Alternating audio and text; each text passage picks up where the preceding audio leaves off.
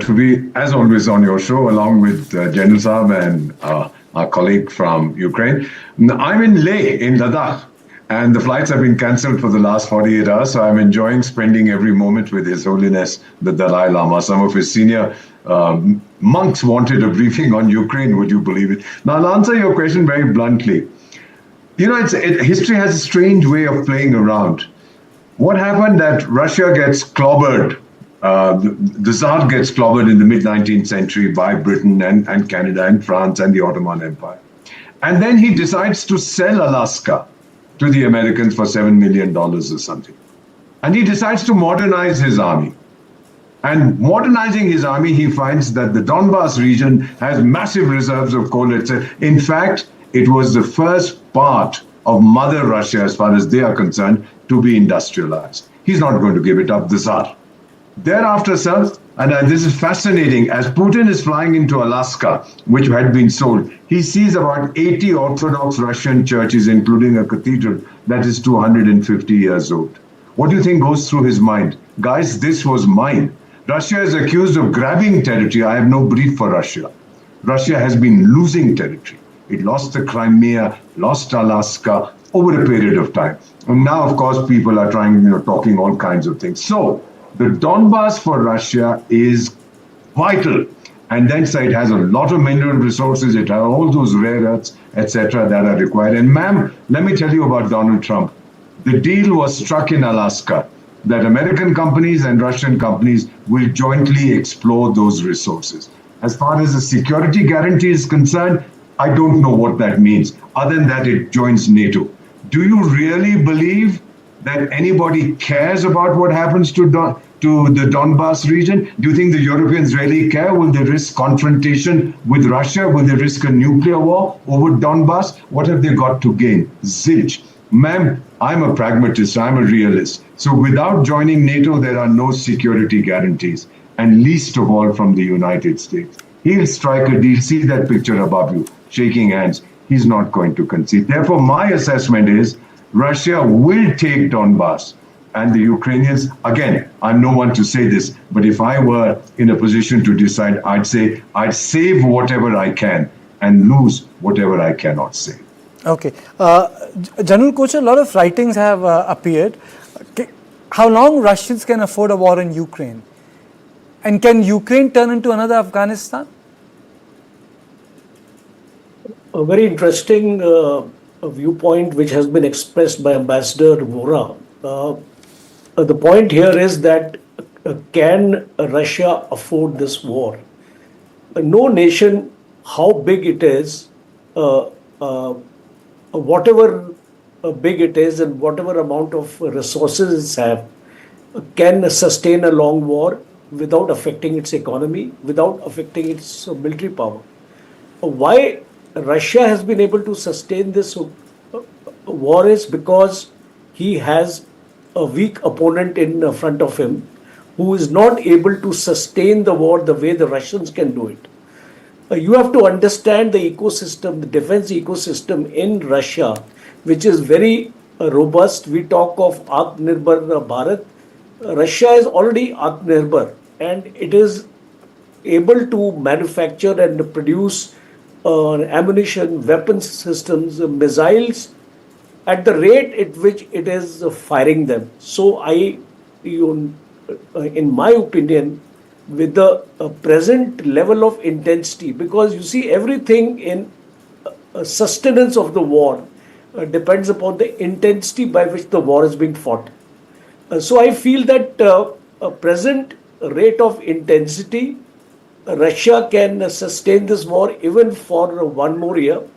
And I am of the firm belief that Russia cannot be coerced in accepting a ceasefire by Trump, because the kind of messages are coming from Trump that we will impose sanctions and all. Putin is not going to be deterred by that. After all, he's a special forces officer and a hard nut to crack. Second important aspect is that we are talking about these security guarantees. I tend to agree because even the Minsk agreement failed in 2014 and 2015. So I don't think any security guarantee is going to work here until and unless there is an umbrella, a security umbrella which is given to Ukraine in terms of NATO.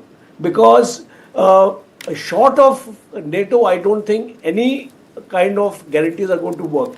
So considering these two important aspects, cessation of land to Russia and security guarantees, I don't think Putin is in a hurry to end this war. He can sustain this war. He very well knows he can sustain this war for one more year.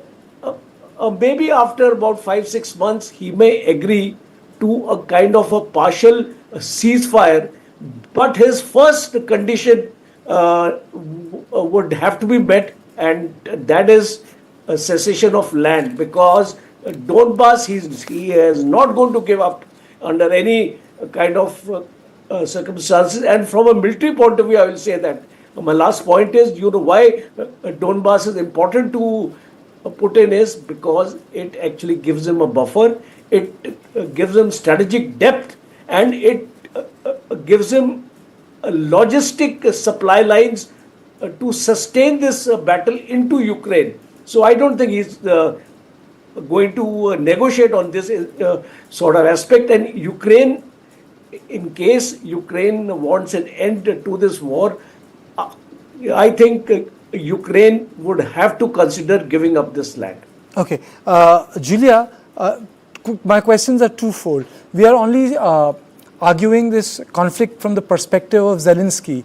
A lot of foreign papers have started to publish the name of Valery Zaluzhny, the man who was the chief of armed forces, now sent as ambassador to UK, as a possible replacement. That's number one. And secondly, is it really possible for Zelenskyy to cede Donbas, even if the constitution says no? But is it possible? Because now, when such publications take place, I don't think they are without any reason. A year ago there was no mention of this gentleman, and now he's plastered all over the foreign press as a replacement. Mm-hmm. I see. Well, first of all, speaking of the next president, once the martial law is over in Ukraine, Ukraine needs to hold the legitimate presidential election. And in that case, if Valery Zaluzhny returns to Ukraine, he can, of course, be a candidate. There is, of course, a certain degree of support, but at the same time, since he's placed in the UK right now, many people do no longer really consider him as a possible replacement unless he comes back, returns to Ukraine, and starts actively participating in the election process. But at the moment, this is not really that major discussion, as of course the question of the peace agreement, territory, and what would be the conditions for the peace agreement. So of course, for the President Zelenskyy, it is impossible right now to himself cede the territory of Donbas, because it will also be the signal for all of the fighters who are now on the front lines to just return, go home, and cede the whole of Ukraine. Because Russians will not stop at Donbas. The Russian army will go further into the land if they see no resistance. That's first. And secondly, just to clarify on the security guarantees, there is a proposal actually from Italy to apply Article 5 of NATO to Ukraine prior to Ukraine joining NATO. This means that NATO countries will defend Ukraine, and those who choose not to probably will not, if there is a Russian military action in Ukraine again.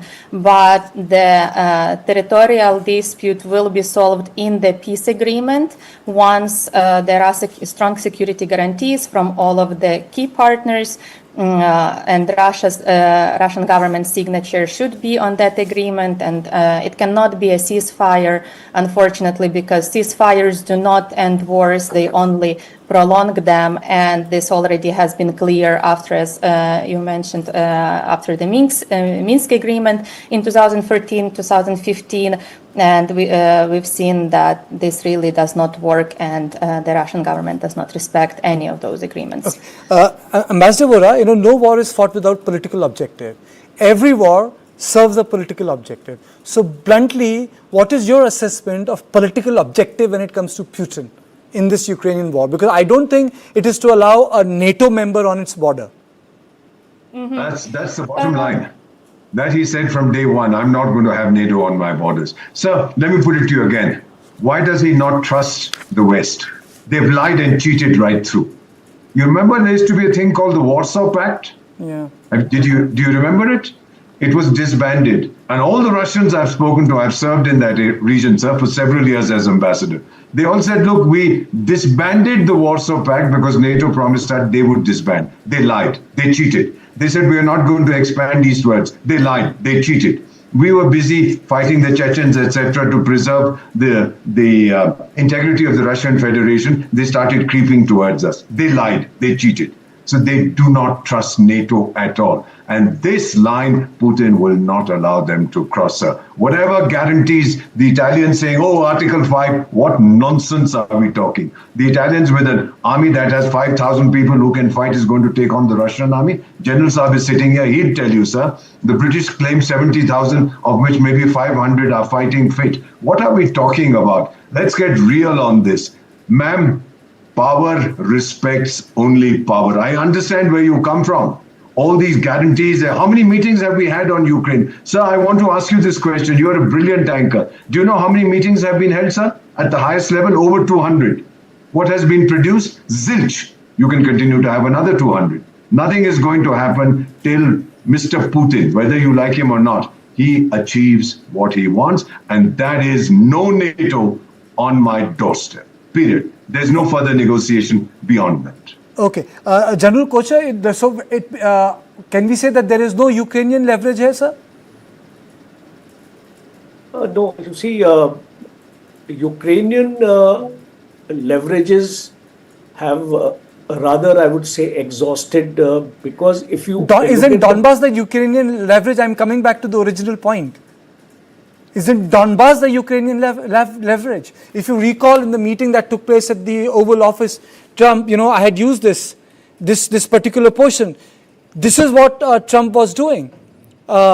He showed the map to all the leaders. And, there was a timeline in which he was saying that these areas will be annexed, which means that this is the map he actually showed to Zelenskyy. So basically, perhaps Donbas, sir, is the only leverage he has. Right now, Donbas, I think, is non-negotiable as far as Russia is concerned. Okay. Ukraine needs to understand this because Ukraine cannot leverage Donbas any longer as far as the Russian political aim is concerned. You asked Ambassador Vora, what was the political aim of Russia? I think that Russia is very, very close to its political aim. It is only certain towns in Donetsk which are not under the control of the Russians as of now. Luhansk is totally under control. Donetsk, couple of towns are still short of that. And Kherson and Sumy, these are the areas Russia may barter.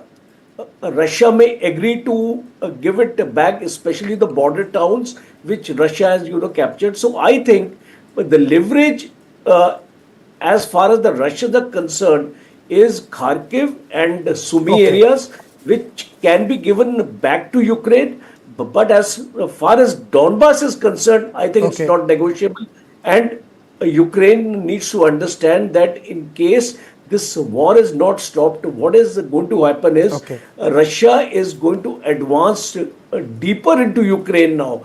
And don't forget the Odessa area and the Black Sea, because once Russians launch an onslaught from that area, you will become landlocked. You will not be able to move anything of yours Absolutely. To the Black Sea, because that capability the Russian armed forces has. Therefore, I feel right now it is better to come to a negotiating table. Absolutely. Accept this loss. Your article of your constitution go back to your people, Sir. explain to them that in case we want an end to this, sufferings, we must give Donbas to Russia. And Absolutely.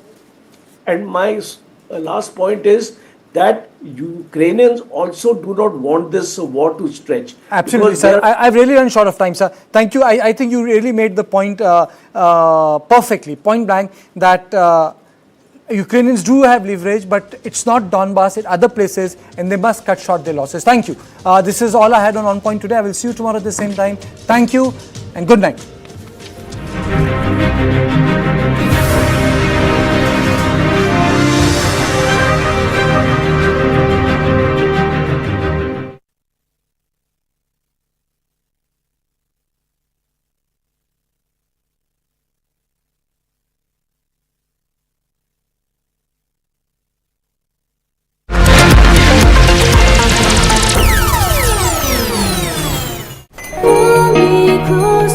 Go condoms? It's over there. क्या ये different sizes में आता है? Actually, sir, size matter नहीं करता. तो फिर क्या matter करता है? The hardness Of the condom. of what's inside. For the first time ever, presenting Hard Rock Gel. अब free हर score condoms के 10 पैक के साथ. सर वाटरप्रूफिंग के लिए बेस्ट है। हमेशा वाला क्यों नहीं? वेंकी जी एक छोटा सा गिफ्ट नया बिरला ओपस पेंट्स देने के लिए। ऐसा क्या है इसमें? बिरला ओपस अश्योरेंस मतलब प्रोडक्ट वारंटी। वारंटी तो है ही, ये एक्स्ट्रा है। 1 साल में वाटरप्रूफिंग को कुछ भी हुआ तो वापस करके देंगे। वापस करके देंगे? वो भी फ्री। हाँ, ऐसा अश्योरेंस देने के लिए धन्यवाद। पेंटिंग में पहली बार बिरला ओपस अश्योरेंस। 1 साल में पेंट को कुछ भी हुआ तो पेंटिंग वापस करके देंगे। रजिस्टर करो birlaopus.com पर।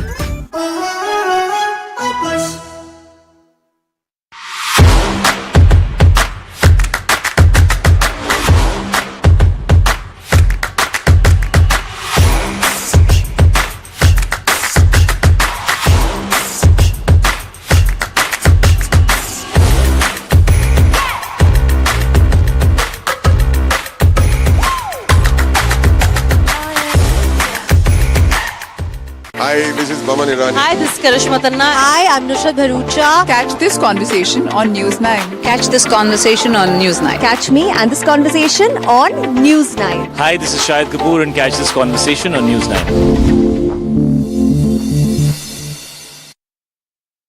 Associate sponsor Mahindra Electric Origin SUVs Unlimited Love.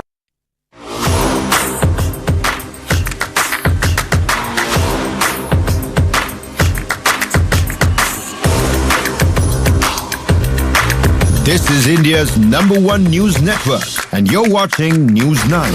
English news as it should be.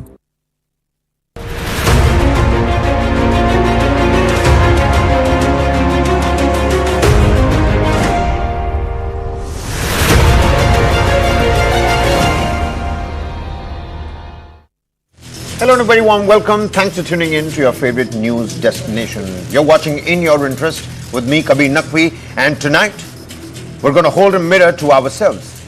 Tonight we confront a hard reality.